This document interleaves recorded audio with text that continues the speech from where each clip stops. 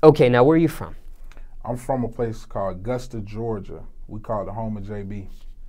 The home of JB, James Brown. James Brown. Mm. Are you related to him at all? No, I'm not. No, Not related to him. Now, my dad, he used to play like trumpet to the different bands that came to the city, from Al Green, stuff like that. So he always, he gave turkeys to the city. I always looked up to James Brown. I call him the real king of the South. Nothing against T.I., but he the real king of the South to me. You know Why? What makes him that for you? Because everyone took the swag of James Brown. Before hip hop started, everyone sampled James Brown. You see what I'm saying? So, and then when James Brown died, he had a funeral in Augusta and he had a funeral in New York. He brought a lot of people together, you know what I'm saying? So when those kids got bombed a long time ago, I think it was in Mississippi, when that racist shit was going on, they called him to calm, community down. He was real deep, so I definitely look up to him, and that's the OG. Have you sampled any of his music? I have, actually. I Okay. have. I definitely have. Mm.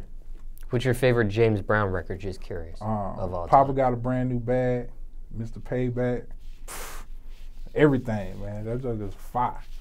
Still living in Augusta? No, I reside in Atlanta. I've been in Atlanta probably over 3 years.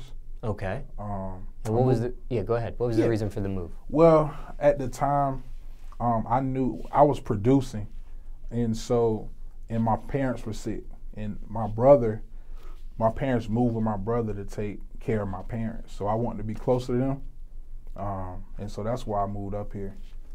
Mm. So it was more of a family decision, not a music career decision. It was 50-50 because I was already coming to Atlanta all the time, but just the fact my parents up here, and it's like, you know what, it's time to come to Atlanta and take over Atlanta, so that's why I moved up here. And when somebody comes from a small city to a big city, especially a city, people refer to Atlanta as maybe the New York of the South or the Hollywood of the South or whatever the case may be. Somebody moving from a little city to a bigger city, especially for a career choice, they have all these assumptions or goals or plans. In 3 years, has it met what you thought it would be? Have things played out to what you thought? I think I have. I mean, even with me being in Augusta, my brother's been in Atlanta since '96. He went to Morehouse College. Okay. And so I was always coming up here summer times, Freakniks when I was real young, and just, the swagger. I was already used to Atlanta. And then just producing. I was already working with national artists on the producing side and things in that nature, but it's just the rapping. I just got tired of working with artists. Sometimes artists are lazy. Sometimes artists don't put in that hard work that you need them to put in. So I was like, man, that's it. I need to just do me. I've heard producers that become artists have other reasons. Maybe, it's more,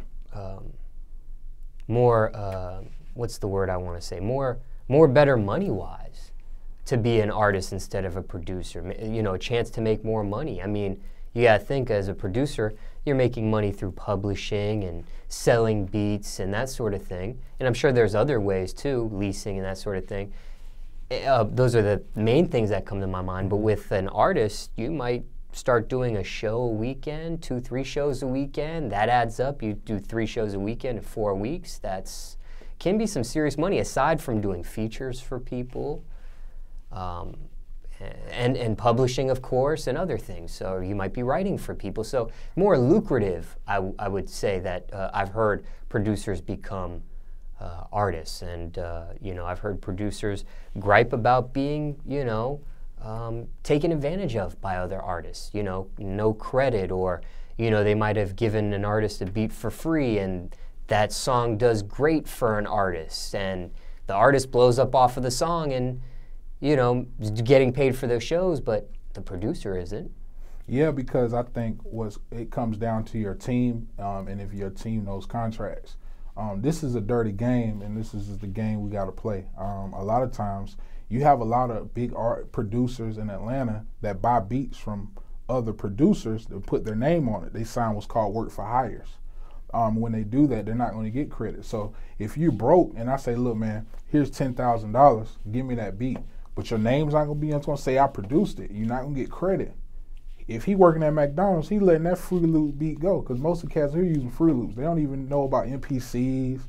They don't know about the old school stuff, MPC 60, Technic 1200, just stuff in that general. That's hardware. Yeah, the hardware. So people are using software now. People are using software, and so ain't nothing wrong with software. Don't get me wrong, nothing's wrong with software. But what I mean by that is you gotta go back to the basics, know how to play a real instrument, things of that nature. But I think the game now, people have wanted the easy way out, and you gotta put in the work. You know what I'm saying? You gotta put in the work. You gotta study. And you got to watch your contracts, because if you get locked in that contract, it's a wrap. A lot of these cats, you know, they get on camera, they say, I'm the plug and this and that. Then why didn't you put your own money up behind yourself? If you the plug, I'm trying to say, you know, these cats, I'm the plug in their songs, but then why is your OG, he the one putting up the money. He's really the plug. You flexing. When you don't have to do that, just be yourself. So I think the game's just fake. And I mean, that's what the game is built on. But you got to know how to make the right decisions. Well, this whole part of the conversation of even getting to this point was just to let you know that these are other reasons I've heard producers say, you know what, I'm taking the producer hat off and I'm going to be in artist mode for those reasons. More lucrative, overall speaking. Yeah. Yeah, it just depends. Me, I always love being an artist, and I love writing songs. I love doing hooks. I just like the whole process. It's just fun to me, so I always was recording myself and making hooks for other artists and things of that nature. That's kind of how I got in. So are you still producing at all, or are you strictly artist mode? I'm still producing, but I'm more focused honestly on the artist side. But I still make about 2 beats a day, daily. But I'm writing about 5 to 7 songs right now a day. And that's from anything, from rap, EDM, just different things, genres. Now, what was it like for you growing up in Augusta? Can you paint the picture for us? Oh, man. Augusta is a fun area. So my dad went to what's called Lucy Laney High School. And he went to high school there. My mom's from the country. She's from Allendale, South Carolina. And they met because my mom went to Payne College, right? And Payne College is a college down there. So my dad and mom met there. And so when they first was coming up, of course they was in the hood and things of that nature, but my parents raised up. My parents graduated from college, got a job, and then I came to what's called Lakeside High School, which is a real diverse high school, which it had everybody there, like black, white, Indian. So I got to be around every type of nationality, everything. But I also had cousins that went to every school from the hood. So I got to see the good and the bad on both sides in Augusta. Was it, and before I even ask this next question, if somebody's not familiar with Augusta, how far is that from Atlanta? It's 2 hours away, and those people that know Augusta is where the Masters tournament is. So if you know the Masters tournament, which is a golf tournament, that's where Augusta, Georgia is. Very famous golf tournament. Have you ever been? Yes, I have. When I went to Lakeside, they'd make us work there sometimes for a week, and we'll make money there and stuff. But yes, I have been. It's fire. Bill Gates has a house in Augusta. Oh, wow. So I didn't know that. It's a lot of rich people. You'd be surprised have a house there. How does that house look? Crazy. It's a place where all the golfers stay called Westlake. And it's in Jones Creek. It's a high-end spot. It costs a lot of money. And their golf place, it has some good-ass food when I was eating meat and shit. So. You're vegan now? Yeah, I done turned vegan. How long are you vegan at this point? 2 months. I ain't eating barbecue no damn more. I saw that What's the Health. That just fucked me all up. That was it. Now, okay, was it it didn't sound like a rough upbringing for you. Was it even a rough upbringing or no? No, not for me. My brother is more because my parents were like going off and on. But when I came along, no, it wasn't. I was in a blessed situation, honestly. Did you, as a kid, did you get into trouble at all? Sometimes, but not where arrested, none of that shit. I don't get in no trouble. I was always smart. I moved very smart. Sound like you were an angel. To a certain degree, but sometimes certain people don't get caught. So, you know, some people just idiots, stay low key. What type of student were you in school growing up? Man, I was like a C, D, A, B, C goddamn student. Cheating my ass off. Cheating my ass off, getting free lunch. But I love drama. Played football and basketball through school. Mostly football, because I be hurt all the time. Even played basketball, so mostly football. Played defensive tackle. So. Were you always this big of a size guy? I was a little bit smaller. I was always around like 265. But I was quick as hell. My 40, I was running like a 5 flat, 5'1" in the 40. With that weight? Yeah, I was moving, big boy style. Wow. I could move for real. Making beats while you were in school? Oh yeah, I always been making beats. Man, people from my high school come to my house, I'll be the one when they do freestyles. I'll be beating on the desk and everything. Were you rapping at the same time too, or did that come later? I was rapping, but my best friend, VG, he was the one really rapping. I just like to do the beats. So he used to rap, and I just do the beats and shit. So. How young or what grade were you when the beat making stuff started? I've been making beats since I was 5 years old. My brother, he's 10 years older than me, so he brought me my Christmas, I wouldn't get fucking Nintendos and shit. I'd get like a drum machine, pianos, stuff like that. So that's how my Christmas would go. So you started with hardware? Yeah, start with hardware. Not the new generation, which starts with software. I gotta say this, the first thing I started was software. It's called Digital Armistry Plus. And then from there, they were like, man, that shit was boo-boo. We went to the MPC, and then I went back to software. I'm at half and half now. Now, with the beats or the rapping in school, did you battle anybody? Sometimes you be ends? jiving. I mean, I'm a funny motherfucker, so I like to jive on people, full entertainer mode. So we'll jive, make jokes. I mean, that's what we light them up. I mean, you jive on me, I'm gonna jive your ass back. You say something, I'm getting on your ass. Win more, lost more, broke even? I always win, cause I don't take nothing personal.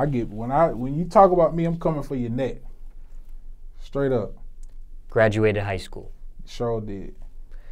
Were there any thoughts on furthering your education after high school was over? It was. Actually, I went to the school I went to was, I can't think, Phoenix. I went to Phoenix. Okay. But at first, I didn't want to go to school because I was like, man, I'm so fucking tired of school. So I took a break. My mom was like, fuck that. You ain't going to school. You got to get a fucking job. So I started working at fucking Goodies. And then after there, I started meeting different people. And I had a group. We had a crazy song back in the day called My Dickies. And that just went crazy. And that's when my first album called The Masters. And we had like Pastor Troy. This is when Rich Boy was hot. Rich Boy did a song for my group. This is my first mixtape. I don't know if you know who DJ Smallz is, but DJ Smallz, this is when he was just DJing. And I DJ Smallz from Atlanta on Hood. Yeah, well, he's from Augusta, realistically. So I said, when I met him, he was in Atlanta. Yeah. He moved up here. So I said, Smallz, man, do this first mixtape. So he did my first mixtape, and I went to all the high schools, passes out, because I do like promotions as well. And so that's how all that came about, and just it's crazy how it is now. You know, just how much time and effort you put in this music shit. So, and then I just went into rapping, and that just went crazy, surprisingly. Are you surprised at DJ Spin's success thus far? No. He always had success. Dude been tight from day one. He's great with relationships. So it's good to see that he's doing good, and I'm just proud of him. But I don't want to be one of the cats like, Spins, give me the hookup. I don't need a hookup. I'm gonna get myself there. Like I'm not the type to bug off somebody else's success. I'm glad as he a brother doing his thing. I want to continue to do his thing. Salute to his mom. His mom cook her ass off. You know what I'm saying? So I'm proud of him, man. For real. Still keep in touch with him? No, man, not really, because he be moving, I be moving, so. But I know, man, once, you know, you got, like I said, once you get to a certain level, I know we'll talk. It is what it is. So what happened with the Phoenix thing? Man, honestly. Is that an online college? Oh, actually I have a campus. I was working. What happened was I had my son, and I was working, and I was like, man, this school shit, fuck that. I'm about to do this music shit full time, and it just, fuck it. Like, because at the end of the day, you guys gotta go with your gut and what you believe in. So I just started doing music full time a lot. So you dropped out? Yeah, I finished funny thing, I got like 1 year left. So I'll probably go back. My mom was a teacher, so that's one of her things, like finish school. So I do it for her, RIP to the mom, so. Okay, so how long was this break between high school and you going to Phoenix? Probably, I didn't go to college till like 3 years later. Okay. And then when you did go to college, you dropped out at the junior level? Yeah, at the junior level. Okay. Mm-hmm. The beginning of the junior level or towards the end of the junior? Towards the end. Okay, for people that don't know about the college experience, the first 2 years are more like prerequisite stuff, kind of still general classes. And then the last 2 years are focused on a major. Yeah. What was your major? Business and management. Now, with this college, no scholarship, no athletic scholarship, no academic scholarship? No, what happened with my junior year in high school, my mom was like, your grades fucking suck, you ain't playing no sports. So your junior year in high school is really important for getting your scholarships and shit. And so I didn't play my junior year. So my senior year I played, and then I just wasn't the same, and then it just wasn't the same anymore. I just lost passion for it. I was so much into music, so. No grants? None of that shit. Pell Grant. That's the only grant your ass get. So you had to pay out of pocket. Mm-hmm. Now, why the Phoenix? Is it University of Phoenix? Phoenix University of Phoenix. Okay. Why that choice for you? Well, because I was working and doing the school, so it makes it more convenient. So you could take like one class at a time, but I could still keep a job. So I was working and doing it. Does that school equal to its reputation?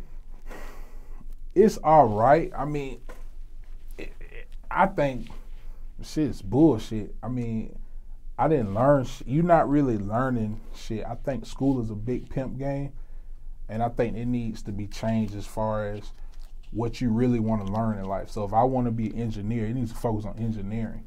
Me learning about history that I was a slave from 80 years ago don't help me with shit.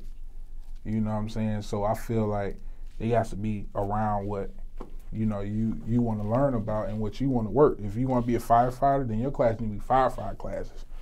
You know, it just depends on what you want out of life. Now, there are trade schools that focus on a particular thing. Yeah, it is trade depending on what you want to do. But everyone's different, you know what I'm saying? Everyone's different. So you went to the physical campus? Yeah, I went to the physical campus. Did people know you were doing beats or rapping at that time? They did. A lot of people in Augusta, we all know each other, so people already know. So I didn't really go and say, I make beats, because in Augusta, motherfuckers are not serious. They don't spend money. So, like, you have some people that down there that spends money that's serious, though. I'm not going to say everyone, but you got some people that's always spending money that invest in their craft, you know. And a lot of times people take this rap shit as a hobby. I'm not doing this for a hobby. I'm doing this because I want this to be my job the rest of my life. Did you gain a fan base at all because of the college experience?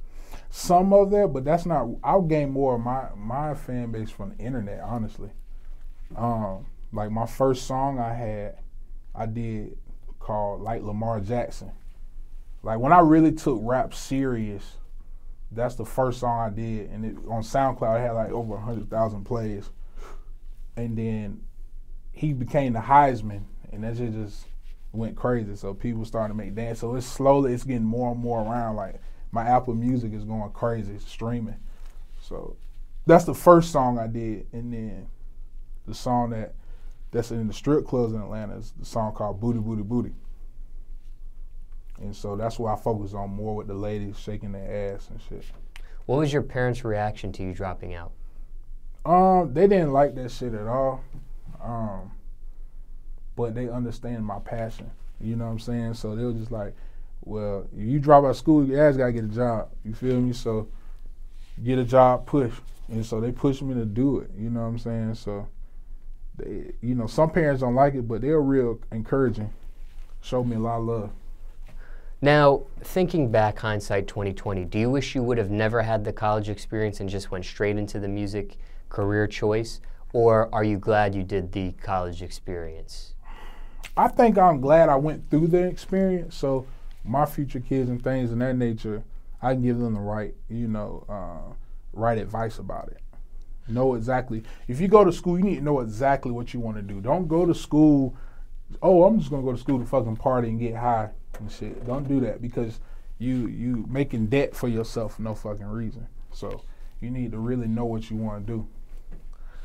Now, somebody watching this, let's say they're just graduated high school, and let's say they have a passion for music. Doesn't necessarily be a producer, rapper like yourself. It could be engineer, DJ, video director, I don't know, whatever. They have to make the next choice in their life. I understand circumstances could be different for everybody, but what's general advice here? Somebody just graduated high school, they have a passion for music. Do you tell a person like that, go straight into that music career choice, music industry, music business, or do you tell a person if they can further their education, do that and music simultaneously? Your dreams. Go after your dreams, because you go to school realistically to work for somebody else. Okay, so. And it just depends. I think, this is my opinion, you go to school to learn and to better yourself, you do. But if you have a dream, fucking go for it. See what you can do. You don't know if you don't try. Because regular people would tell you, no, you need to go to school, then get a job, save your money, then do the shit that makes you happy. If you want to fucking be a producer and an engineer, go to Full Sail, learn the shit. If you want to be a stripper, you need to be taking stripper pole classes right fucking now. If you want to be Mr. Kool-Aid Man, you better be the motherfucking best Kool-Aid Man on this motherfucking planet. If you want to be the dab man, you better goddamn get with Amigos and dab. Whatever you want to do that shit. So that's how I feel about that. Your mother passed away? Yeah, man. September 7th, 2014, and my dad. I lost my parents 13 months apart. How? And my cousin M. in a car accident in 2015. So it was back to back to back. That shit was crazy. Well, how did each of your parents pass away? Well, my mom, she always was battling heart disease for a long time, and I got to salute Emory Hospital because without them, she wouldn't have lived as long as she has.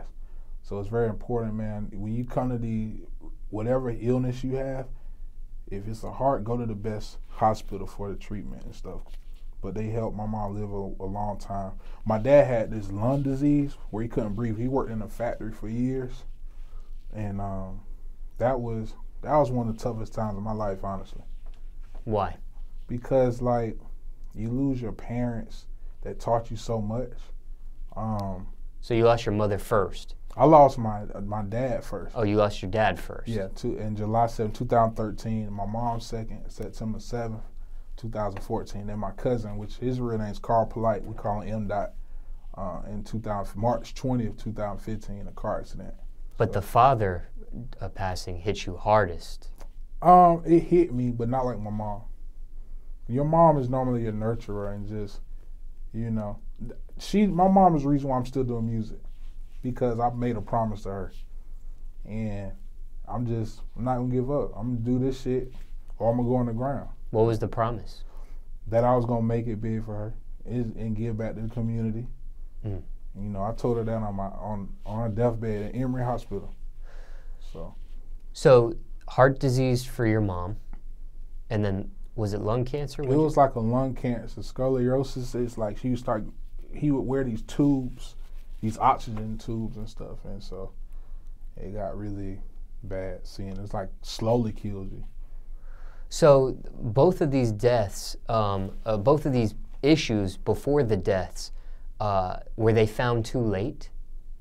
They've been going on. My mom, she couldn't get a transplant because her heart was too bad. She had like this pad that pumps medicine directly to her heart. It keeps it functional, but the doctors were too scared to put her to sleep to do a transplant because they felt like she wouldn't come back. So she was on house. I mean, honestly, doc said she wasn't supposed to live a year, and she lived like another 4 years. Oh, wow. So 4 good years, though? 4 good years. I mean, she was getting around. My brother had it so organized for my parents, you know. So, and bless his soul, he just had everything so organized for him. So, What about your dad? Too late? my dad, he couldn't do it. It was slowly killing him. He needed lung transplants, and it just that whole situation messed up. Like my family and stuff. Like you make sure you stay close to your family because you really will see who's your real family, who you rock with. Because, you know, on my dad's side of the family, I don't even talk to a lot of those people. So, because of that.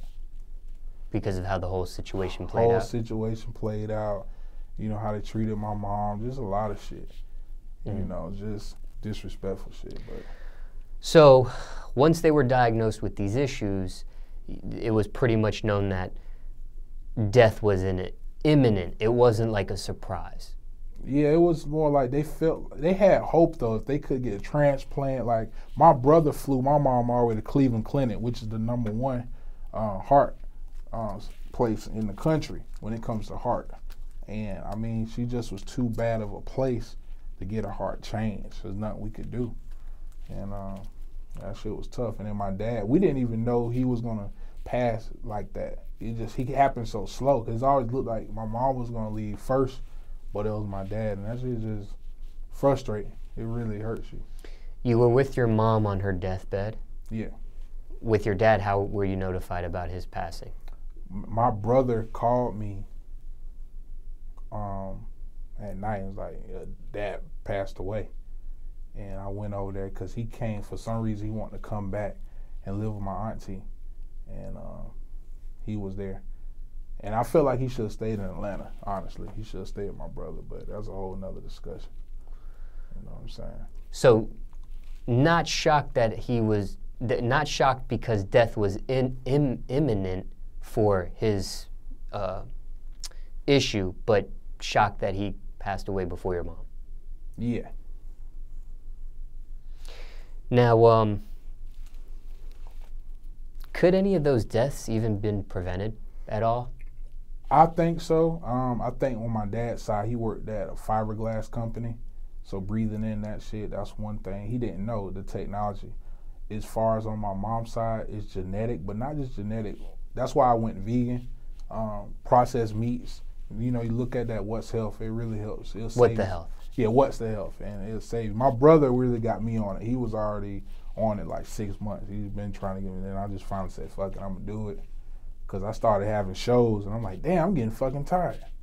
And yeah, I have a lot more energy. I mean, you shit more. You gonna shit about 5 times a day, but you gonna feel good in a motherfucker, straight up. And What the Health is a documentary. Yeah, on Netflix. About processed meats and eating right and that sort of thing. Exactly. Okay, now, did you attend both funerals? Yes, surely did. And that was rough. Were they equally rough, or was one rougher than the other? I think they were equally, but my mom is just, for some reason, me and my mom, we used to fight all the time because we were so much alike. So it made it seem like we wasn't close, but we were really close. And so just her situation, that messed me up. Like, you know what I'm saying? Like, when my dad passed away, I was like, damn, I started smoking weed all the fucking time. And then my mom, that just put me in fucking mode, you know. What do you miss most about each of them? My pops, just the fact he would have funny jokes. You know, he was a swagged up OG. You know what I'm saying? Had the long fingernail, just straight pimp. That's why I call it straight pimp. Played trumpet, well respected in the home of JB. Went to Laney, so everyone knew him. He just had that swag. And my mom, she was just a blessing, man. She was deep. You know, she wrote poetry. She wrote her own books. She was a woman of excellence. She was top 2 in the country for selling insurance. So her swag was on a business tip. So she was a business independent woman. You couldn't talk to her any kind of way. She demanded respect. If not, she'd cut your ass out. That's how she got down. Favorite memory of each? My favorite memory, my dad, my brother had this 1980 fucking Volvo. This is when my brother worked at this festival called Mayfest. Actually, when Outkast first came to Augusta. And my brother got in some fucking wreck with his non-driving ass. And the back of the bumper was out. And I'm like, Dad, you're going to have to take this shit to the paint and body shop. Paint and body shop? Fuck, I'm going to show you what I'm going to do. We had these 3 big-ass pine trees. This motherfucker puts the he puts the Volvo in reverse, hits the bump in the tree, and fixes the fucking car. He just would come up with funny shit that is hilarious. And then my mom, she was more of the whoop your ass type. Like, my mom was to kick my ass. I was bad. I ain't gonna lie, I was bad as a motherfucker. So one time they were arguing, my mom and my dad. And I don't recommend no kid. When your parents argue, stay out that shit. Walk away. That's between them. They known each other before your ass got there. But she was yelling at my dad. I was like, Dad, I said, Mom, you shouldn't be goddamn yelling at my dad. You pay the bills on time. She said, you better shut up. Man, you always want to yell, da, da, da. My mom took a fucking broom, hit the shit out my ass. And I was like, you can say any fucking thing you want to about my dad. I didn't cuss, but, you know, you can say anything you want. Got the fuck on. So don't get between your parents, you know, ever. You know what I'm saying? Somebody watching this, maybe they are experiencing the death of one of their parents. Circumstances could be different for everybody, but what's the advice on how to cope with the death of a parent? Man, be around people that truly care about you. If you don't have a person that truly care about you that's around you, you're going to be in hell. And you're never going to get over it. Because I think of my mom all the time. Like, sometimes I could talk to a person. Like, you know how you just going out, you talk to an older person that can trigger something that reminds me of my mom. And it touches me sometimes. You know what I'm saying? So I'll say, man, be around people that you know love you for you. You know what I'm saying?